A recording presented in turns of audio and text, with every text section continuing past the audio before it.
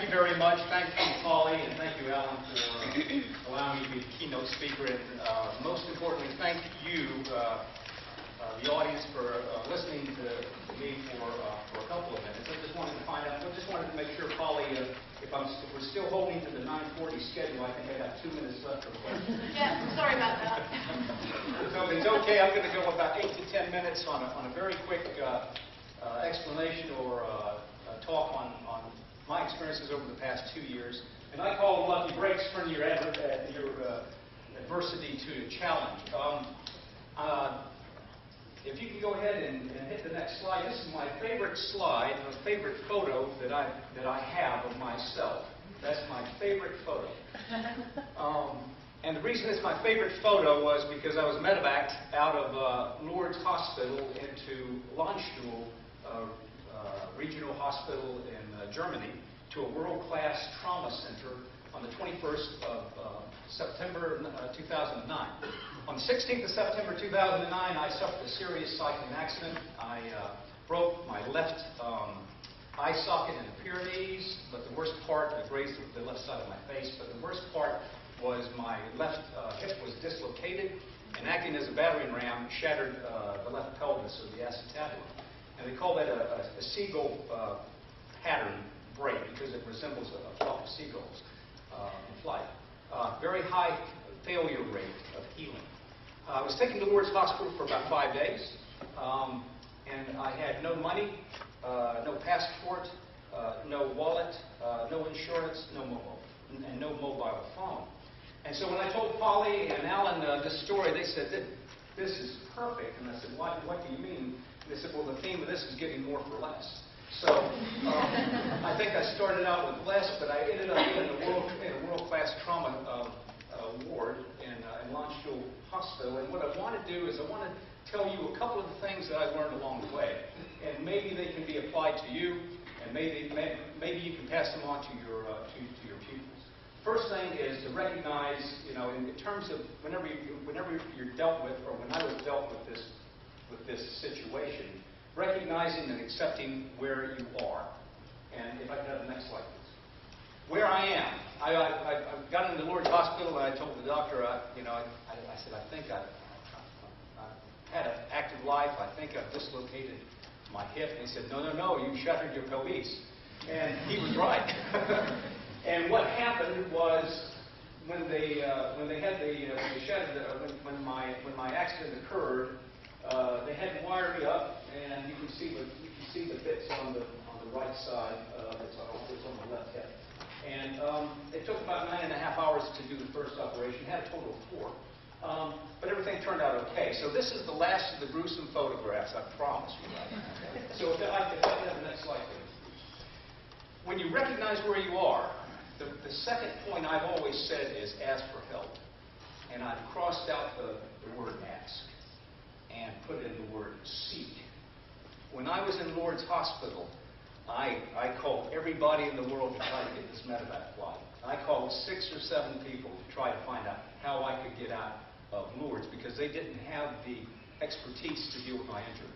I called the head, I called the JR, I called OCC, I called my insurance company, I called everybody, and finally, I even called my U.S. Senator.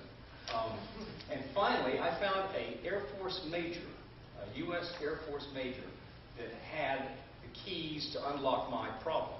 He had a medevac flight in Landstuhl, Germany. And he said, "Hey, I know what we can do. We can make this a training flight if you sign a disclaimer form in case anything would happen to you." That's fine with me. I've got no problems at all. So I found the one person, and it wasn't a person high up in the organization. It wasn't a person that had a lot of power, but it was a person that could unlock that door to get me to the hospital. So it was seeking and getting help. If I had just asked, I would have been in Lourdes for 3 to 4 months, and I would have risked being crippled for life. That's what they said. They said you have about 3 or 4 days before we have to operate, and if we have to operate, we really don't have the expertise to do this, so you might want to get out of here. So it's seeking and getting help. And if you look at it, this I say that I owe the U.S. military for giving me my legs back. I owe the JR for giving me my life back because I had MRSA and they took care of that. And I gave MRSA to myself. They got rid of it for me. And the third group of people that I thank is I thank my teachers for making sure that I do the most with my life for the rest of my life.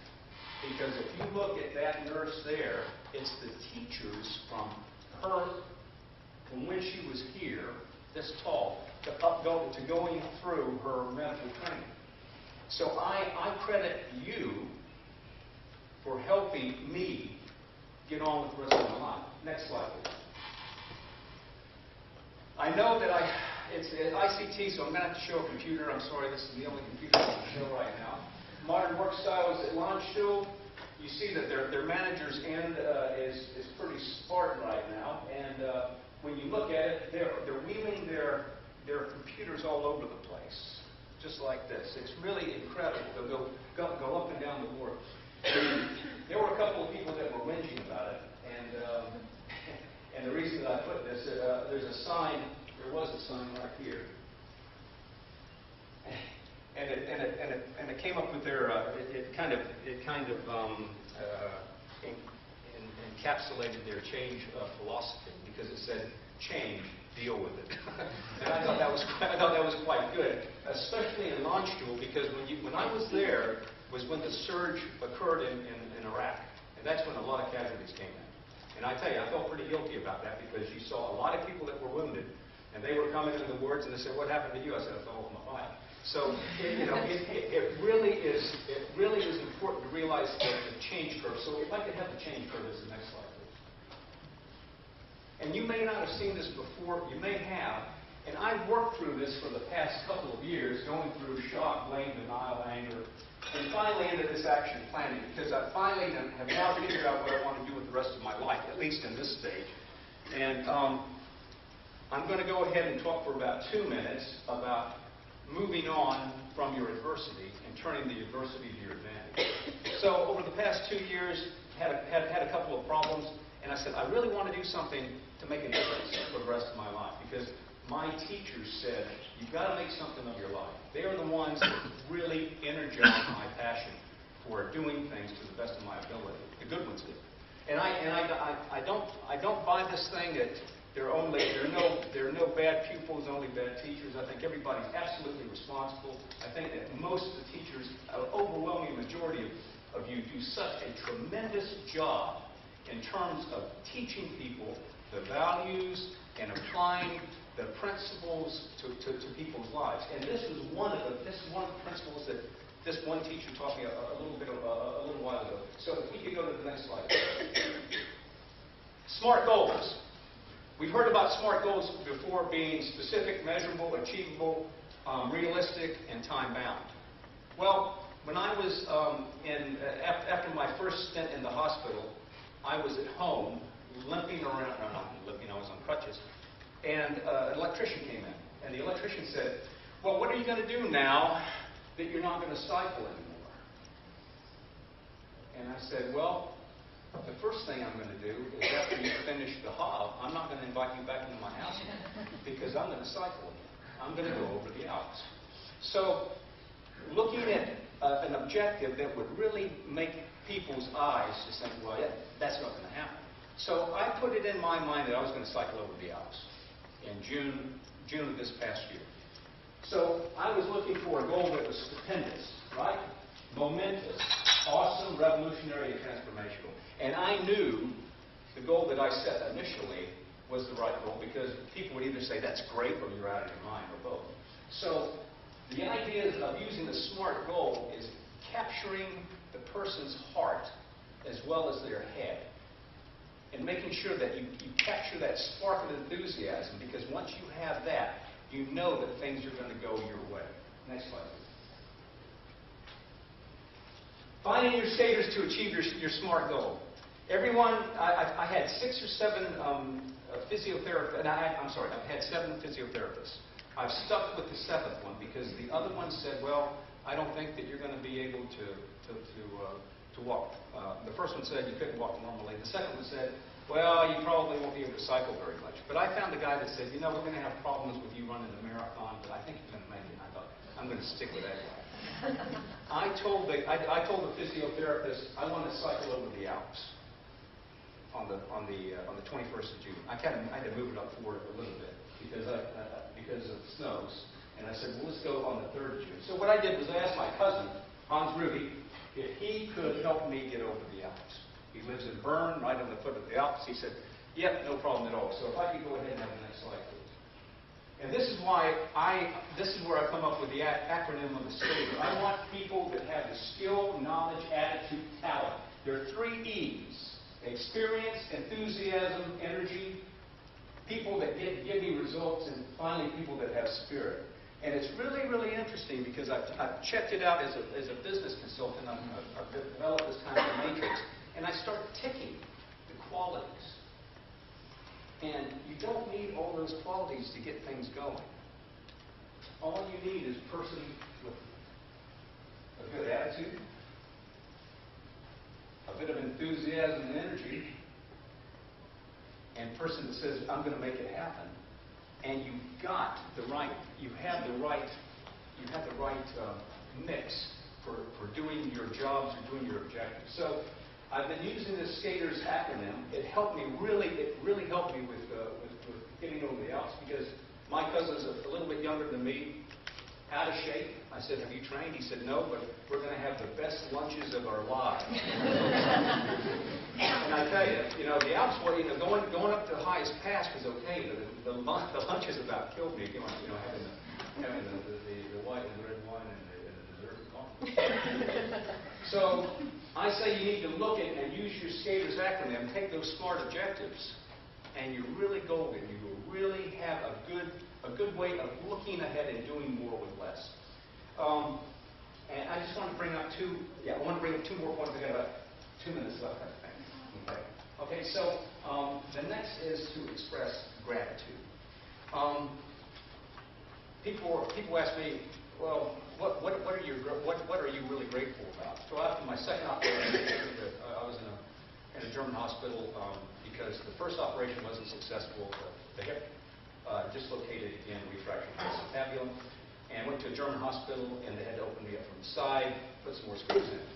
And after I came out of that, I was grateful for the nurse that stayed with me all night and shifted my foot every 5 minutes.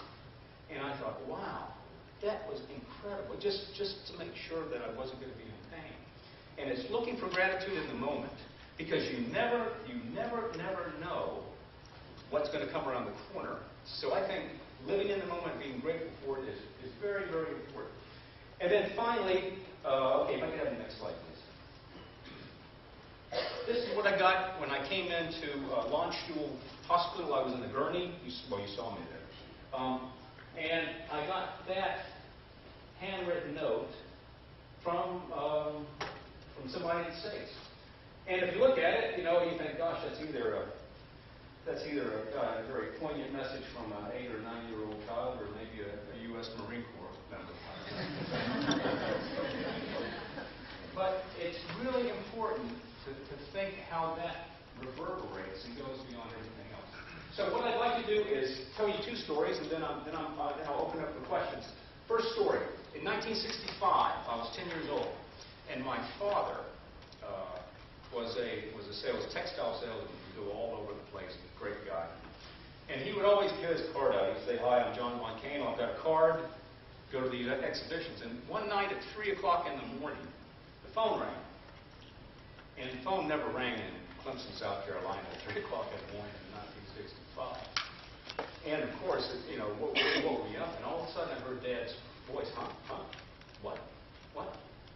Just a second.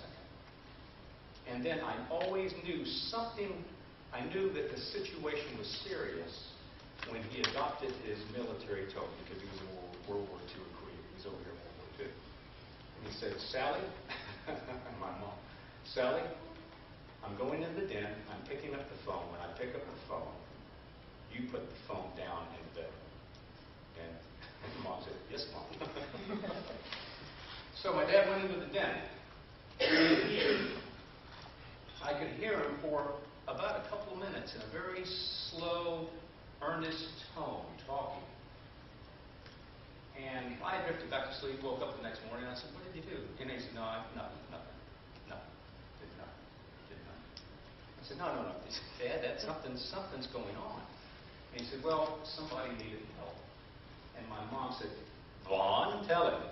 So my dad said, "Well, a guy had his card, and he was going to kill himself. And he didn't have anybody else to call. So he called Dad. And Dad talked him out of killing himself that morning at 3 o'clock in the morning." And I said, "Dad, how did he get our number?" And he said, he wrote our home phone number on the back of the card. And the whole point of it is a person's life can turn on a card, on a simple card. Second story, last slide. Well, the next last slide. This is the card that I got when 2009, on the 21st of September.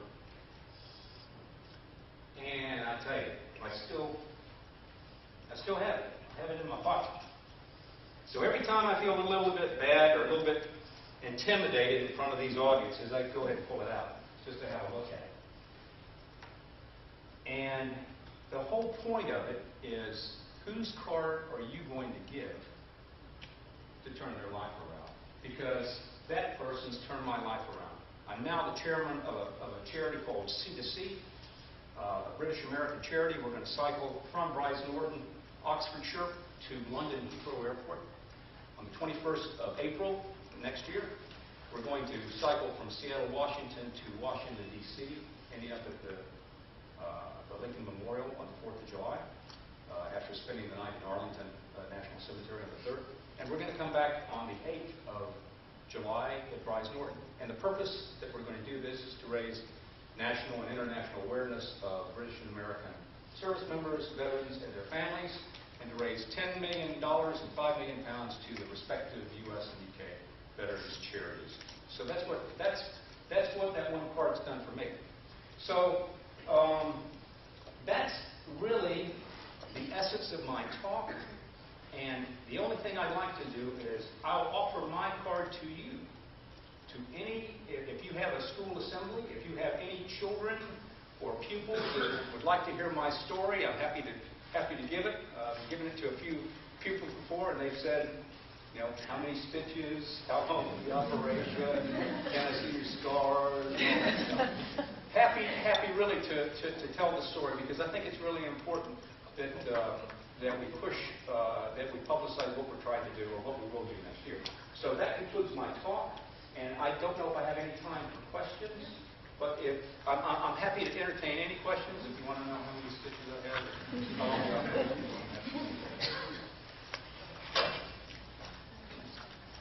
Yes.